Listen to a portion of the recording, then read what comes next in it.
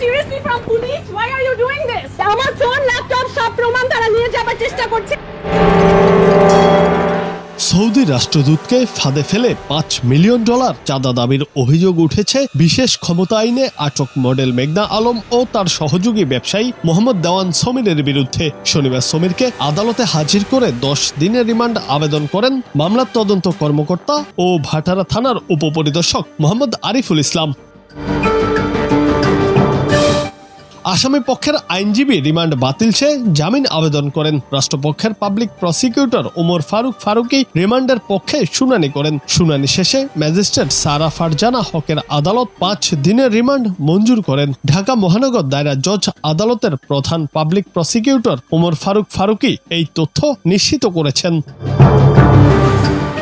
ওমর ফারুকী বলেন, দেওয়ান সমীর বিভিন্ন দেশের রাষ্ট্রদূতদের ফাঁদে ফেলেন। এসব কাজে সুন্দরী তরুণীদের ব্যবহার করতেন তিনি। এই রকমই একটি ঘটনায় মেঘনা আলমকে সৌদি রাষ্ট্রদূত ইসা বিন ইউসেফ আল দুয়াইনের সঙ্গে পরিচয় করিয়ে দিয়েছিলেন। এরপর তাকে দিয়ে রাষ্ট্রদূতকেও ফাঁদে ফেলে $5 মিলিয়ন দাবি করেন তিনি। জিজ্ঞাসাবাদে সমীর মেঘনা আলমের সঙ্গে জড়িত থাকার কথা স্বীকার করেছেন। তদন্তকারী কর্মকর্তা দেওয়ান সমীরের মোবাইলে এই ঘটনার সঙ্গে জড়িত থাকার প্রমাণ পেয়েছেন।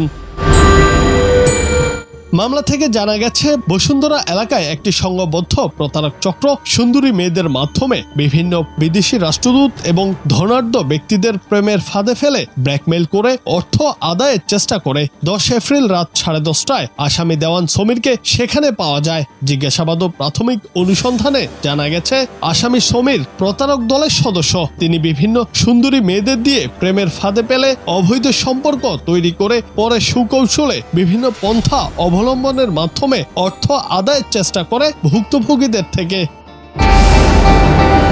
মামলা সূত্রে আরো জানা গেছে, আসামিরা বাংলাদেশে সৌদি আরবের অ্যাম্বাসেডর ইসা বিন ইউসেফ আল দুয়াইনকে টার্গেট করে গত বছরের জানুয়ারি মাস থেকে এখন পর্যন্ত তার সঙ্গে প্রতারক দলের সদস্যদের মধ্যে সখ্যতা তৈরি করে এক পর্যায়ে ব্যক্তিগত যোগাযোগ স্থাপন করে ফাঁদে ফেলে $5 মিলিয়ন দাবি করেন। আসামি দেওয়ান সমীর দাবি করা টাকা দেওয়ার জন্য বিভিন্ন মাধ্যমে চাপও সৃষ্টি করেন।